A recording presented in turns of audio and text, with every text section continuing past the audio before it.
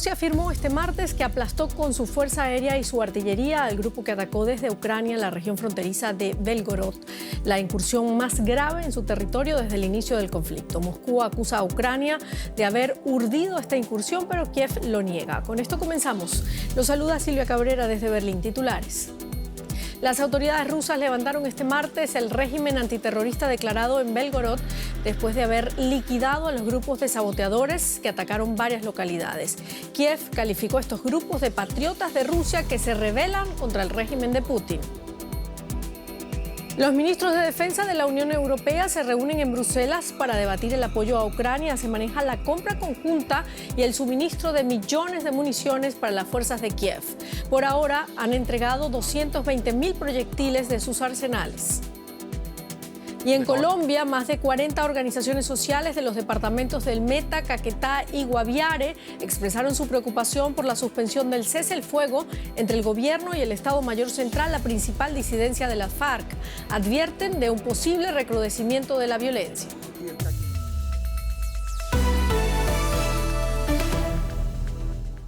Rusia responsabiliza a Ucrania de orquestar sabotajes en territorio ruso.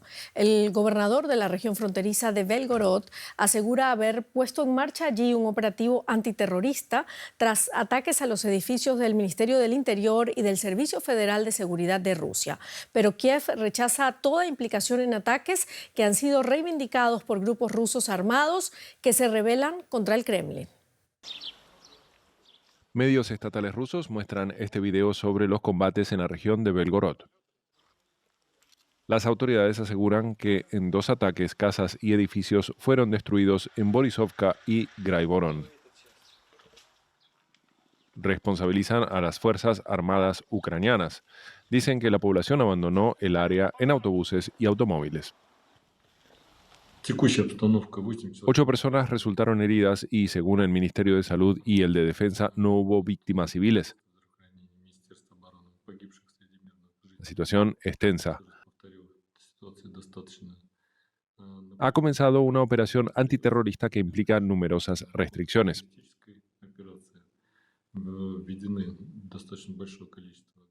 Los combates se libraron a unos 5 kilómetros de la frontera con Ucrania. Si bien Ucrania prepara una contraofensiva desde hace meses, Kiev negó toda relación con el ataque. Videos publicados por grupos opositores armados indican que los responsables de los ataques podrían ser la Legión de la Libertad de Rusia y el Cuerpo de Voluntarios Rusos. Es hora de poner fin a la dictadura del Kremlin. Gracias a todos los que nos apoyan, que nos envían donaciones, que detonan explosivos. Vuestro apoyo nos recuerda cada día nuestro objetivo final en la Plaza Roja. Sé valiente y no tengas miedo porque estamos volviendo a casa. Rusia será libre. Según el Kremlin, el objetivo de los atacantes era desviar la atención de Bakhmut, la ciudad que las fuerzas rusas dicen haber tomado tras 9 meses de combates.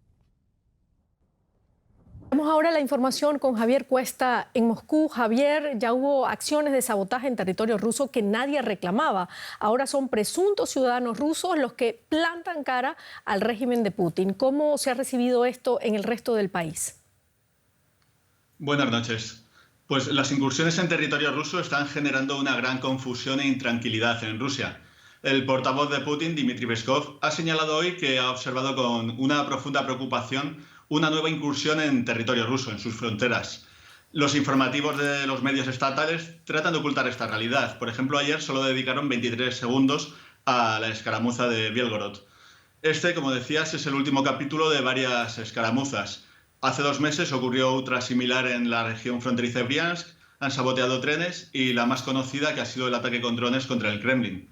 La población está aquí preocupada, sobre todo en la frontera, donde ya están acostumbrados a la artillería continua en su territorio.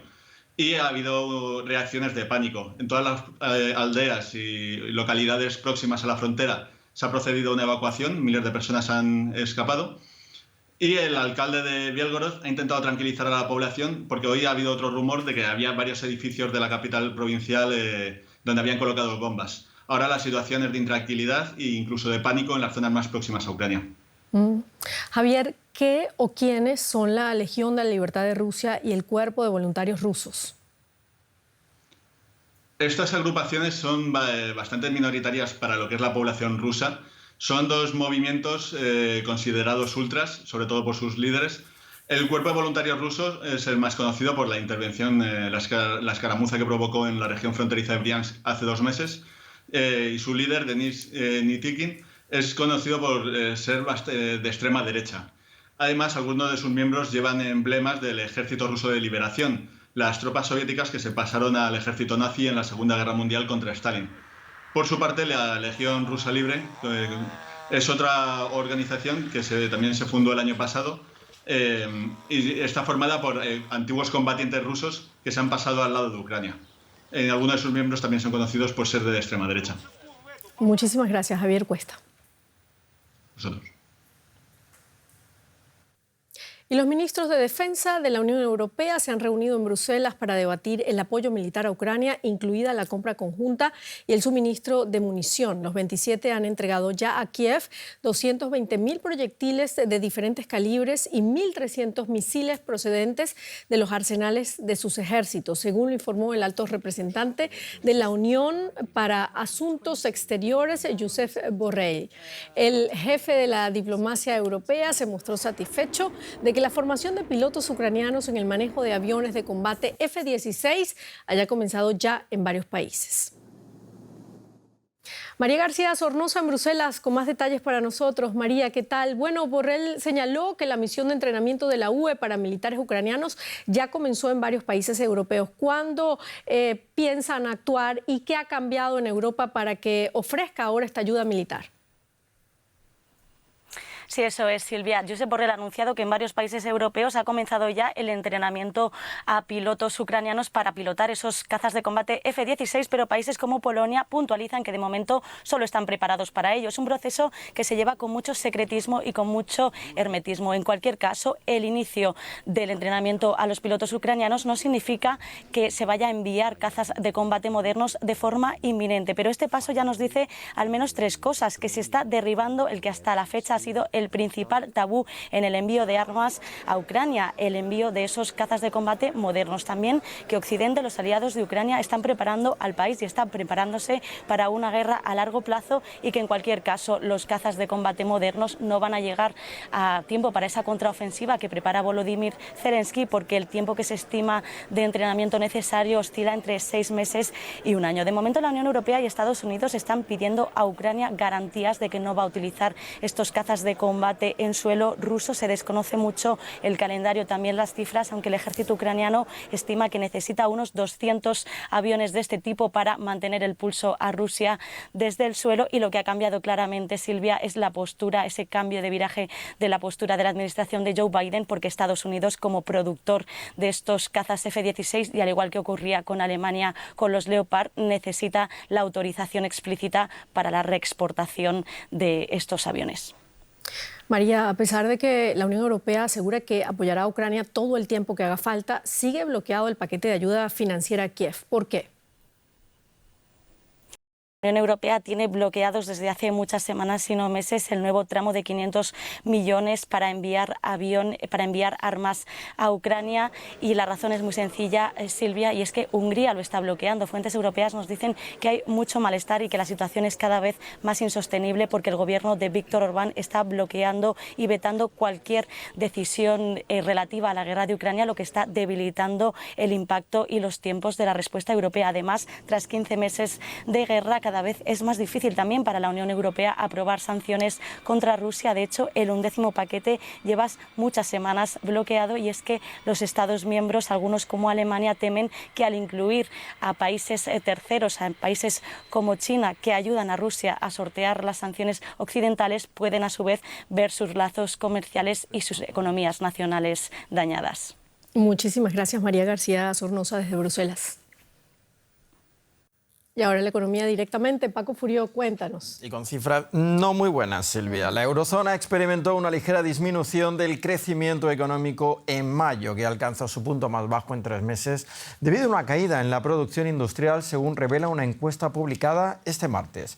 El crecimiento ha sido positivo, no obstante, durante casi 2 años. En Alemania, el impulso estuvo liderado en mayo por el sector de servicios, mientras en Francia, tanto los servicios como la producción se mantuvieron débiles. La inflación sigue siendo alta en todo el continente, lo que presiona al Banco Central Europeo para subir el tipo básico de interés.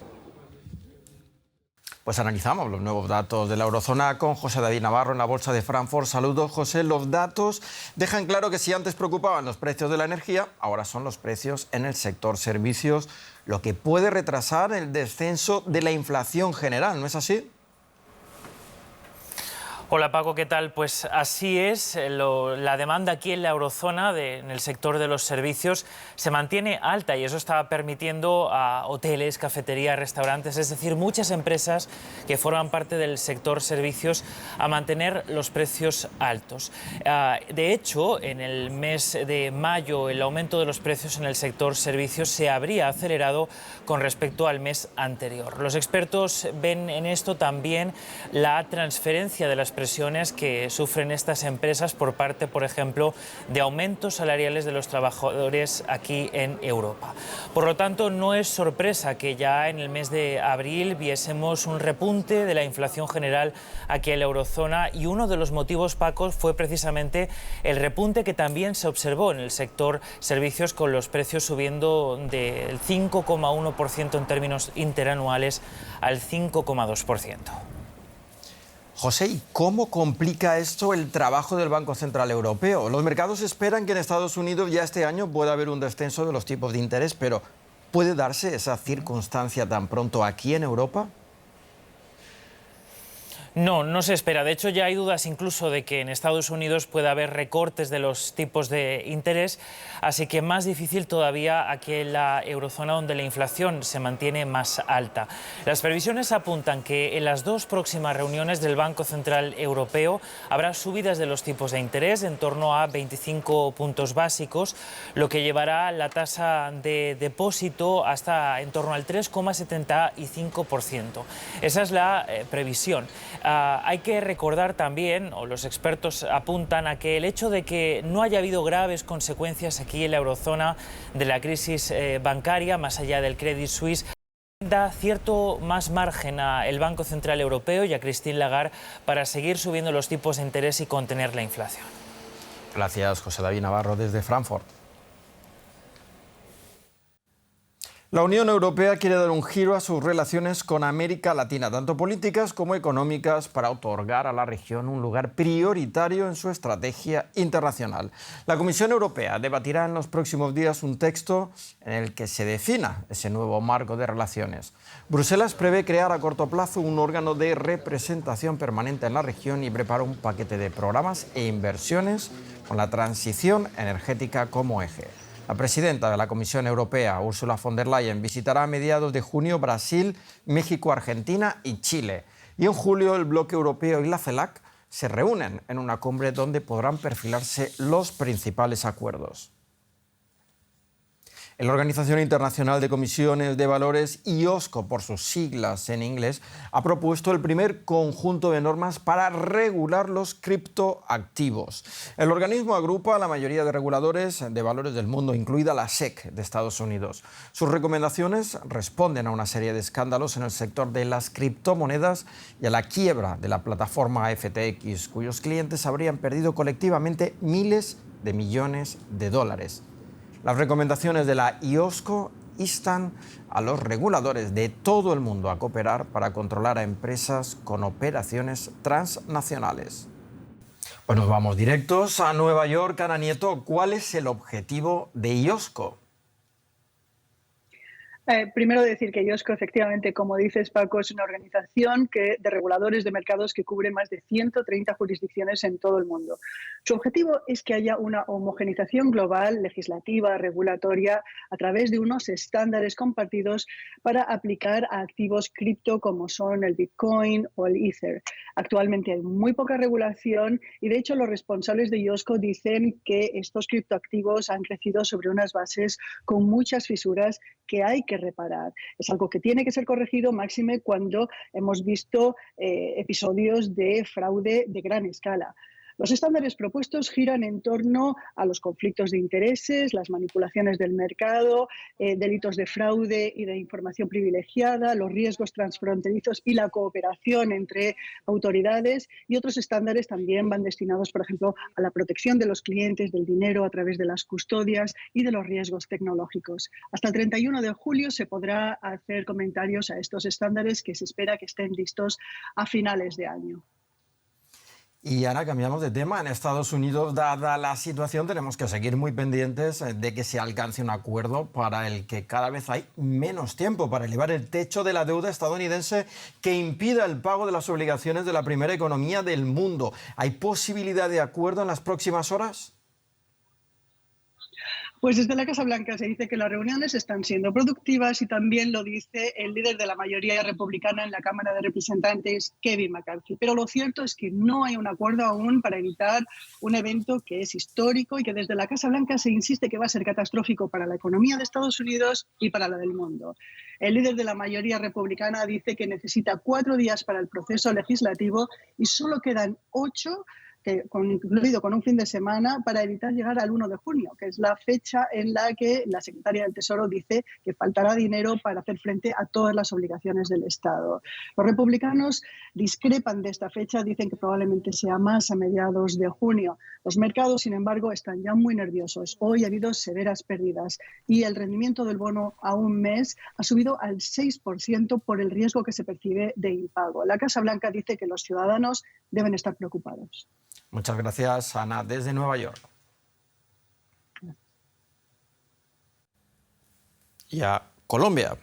A Colombia, porque hay temor de que aumente la violencia. Más de 40 organizaciones sociales de los departamentos del Meta, Caquetá y Guaviare expresaron su preocupación por la suspensión del cese el fuego entre el gobierno y el Estado Mayor Central, principal disidencia de la FARC. La decisión de Bogotá de suspender el alto el fuego bilateral llegó tras conocerse el asesinato este pasado fin de semana de 4 niños indígenas que intentaron escapar tras ser reclutados a la fuerza por otro frente disidente perteneciente al mismo grupo. El gobierno calificó la matanza como un hecho atroz que cuestiona la voluntad de construir un país en paz. Las organizaciones sociales, no obstante, creen que el fin de la tregua solo traerá más violencia al territorio. Hablamos ahora con Oscar Daza Gutiérrez, el líder indígena del grupo o del pueblo Coreguaje y coordinador de derechos humanos de la OPIAC. Gracias por atender nuestra invitación. El reclutamiento forzado de varios niños indígenas en el departamento del Cauca es una cosa o es algo que ha venido sucediendo y que la gente lo ha estado denunciando. Que esto empeore tras la suspensión del cese el fuego entre el gobierno y la disidencia de la FARC, que haya una escalada de violencia. Muchas gracias por dirigirse hacia nosotros, hacia la OPIAD, hacia la Organización Amazónica de Colombia.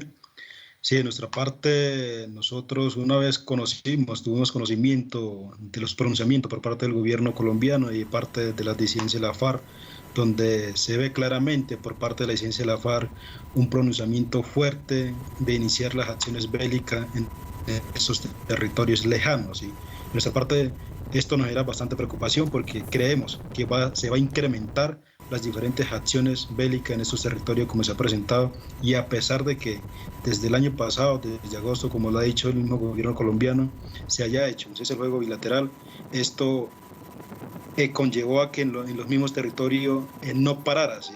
Los diferentes avances en cuestiones bélicas, y que incluso ahorita que se haya suspendido ese cese al fuego, pues la situación puede incrementar en cuestiones de reclutamiento, desplazamiento, confinamiento, y por supuesto pues el señalamiento a los dirigentes indígenas y dirigentes de organizaciones sociales, como se ha visto. Claro, señor Daza, ¿en qué situación viven hoy las comunidades indígenas colombianas? Nosotros siempre hemos manifestado que históricamente hemos estado en esa situación de alta vulnerabilidad, ¿sí? Y más cuando nosotros, los pueblos indígenas, somos quienes habitamos en aquellas regiones más lejanas del país. Y en esas regiones más lejanas del país es donde está la presencia de los grupos armados al margen de la ley.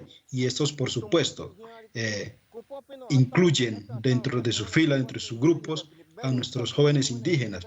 Y los diferentes actos, incluso las diferentes represalias que se dan en el marco de los grupos armados legales, pues se dan en esos territorios de los pueblos indígenas, en donde pues están en medio de la guerra. Nosotros podemos decir que hemos vivido y estamos viviendo en medio de la guerra, poniendo víctimas, derramando sangre, ¿sí? Perdiendo nuestra autonomía en muchas ocasiones. Y esa es una realidad histórica que ha tenido Colombia en las diferentes regiones del país. Claro, una terrible realidad la que usted me cuenta. ¿Confían ustedes en la paz total del presidente Petro o parece más un eslogan que una meta alcanzable? Nosotros vemos con mucha preocupación todo lo que está pasando, ¿sí? Creo que no vemos una seriedad tanto de parte del gobierno colombiano, pero tampoco de parte de las disidencias de la FARC o de los diferentes grupos armados al margen de la ley que se han acogido o han manifestado la intención de pues apostarle a esta paz total. Nosotros vemos un poco distante y más cuando quienes somos de esas zonas lejanas no hemos tenido la participación o digamos que de alguna manera participar de esos acercamientos que están llevando a cabo en los territorios. Esto por lo menos del asesinato de 4 menores de edad es evidente, es una realidad en donde vemos que a pesar de que hay unos acuerdos entre el gobierno colombiano y la disidencia de la FARC, no se están cumpliendo el territorio y en parte también el hacerle seguimiento a esos diferentes hechos violentos debe obedecer a unas directrices tanto de la sociedad civil, pero también de los grupos quienes se someten a esa paz total, pero también del gobierno colombiano, y es algo que el gobierno ha incumplido a pesar de comprometerse con el movimiento indígena de Colombia de que hagan parte los pueblos indígenas de esa agenda de la paz total. Señor Óscar Daza Gutiérrez, muchísimas gracias por estas declaraciones. A ustedes, muchas gracias. Bueno, y también en Colombia continúa 22 días después la búsqueda de los 4 menores desaparecidos tras sobrevivir a un accidente aéreo reportado en Guaviare el 1 de mayo. Entre tanto, ha llegado a la zona ayuda internacional destinada a los rastreadores de los pueblos indígenas que colaboran con las fuerzas militares en las labores de rescate, en la que se ha denominado Operación Esperanza. Los menores de 14, 9, 4 años y 11 meses de edad viajaban en una avioneta que se estrelló en la selva, causando la muerte de otros 3 adultos que los acompañaban. Bueno, seguimos en Colombia, hablamos ahora de narcotráfico. Una intervención antidroga de las autoridades colombianas dejó imágenes dignas de una película de acción. En la operación, efectivos de la Armada, Fuerza Aérea y Guardacostas interceptaron una embarcación sospechosa cuyos 5 tripulantes emprendieron la huida al detectar la presencia de las autoridades. En la inspección de la lancha rápida se hallaron más de 600 kilos de cocaína que tenían como presunto destino la República Dominicana. Hace solo unos días, la Armada colombiana interceptaba el mayor narcosubmarino decomisado en el Pacífico, con 3 toneladas de cocaína a bordo. Y vamos ahora con un resumen de otras noticias importantes del día. En Estados Unidos, el gobernador de Florida, el republicano Ron DeSantis, anunciará el miércoles su candidatura a las primarias republicanas con vistas a las presidenciales del 2024. Así lo informó hoy el canal Fox News. Según este canal, DeSantis comparecerá con el empresario Elon Musk en Twitter Space y allí hablará de su candidatura. El expresidente de Estados Unidos, Donald Trump, compareció este martes por video ante el Tribunal de Nueva York, que lo juzga por 34 delitos de fraude.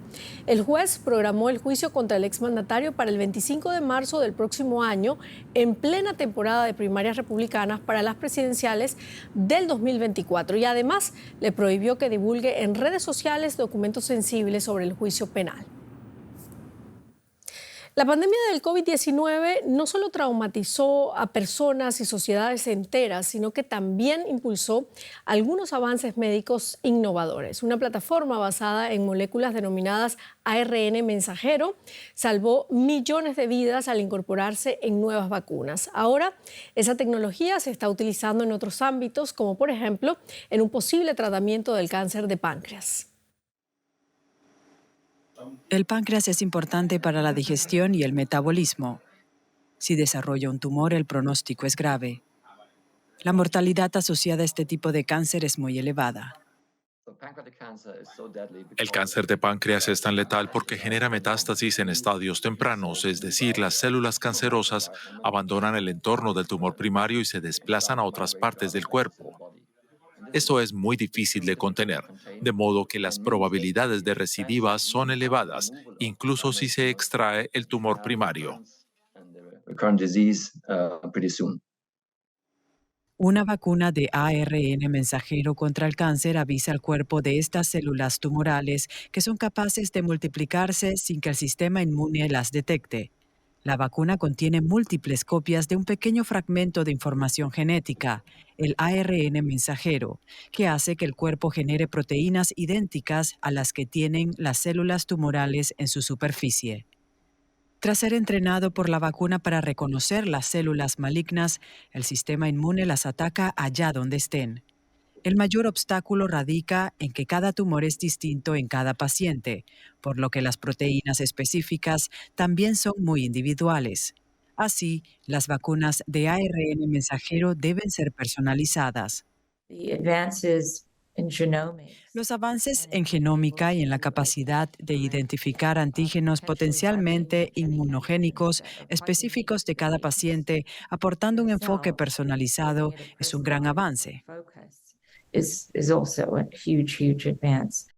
En un estudio publicado recientemente en la revista Nature, los investigadores emplearon vacunas de ARN mensajero hechas a medida como parte del tratamiento del cáncer de páncreas. En la mitad de los pacientes, las vacunas individualizadas basadas en una tecnología desarrollada por la alemana BioNTech parecieron evitar la recurrencia de la enfermedad durante al menos 18 meses. Este año está previsto un ensayo a mayor escala. En el ensayo se combinaron 3 elementos: quimioterapia, un inhibidor de puntos de control inmunitario y la vacuna. En comparación con solamente los 2 primeros, los resultados fueron mucho mejores. Pero necesitamos realizar un ensayo más grande, con más pacientes y de doble ciego, comparando la quimioterapia y el inhibidor de puntos de control con y sin vacuna para saber si es efectiva de verdad. Si la nueva terapia basada en vacunas de ARN mensajero da lo que promete en los ensayos a mayor escala, la medicina tendría una nueva arma para luchar contra uno de los cánceres más letales. Terminamos nuestro informativo. Gracias por habernos acompañado. Hasta luego.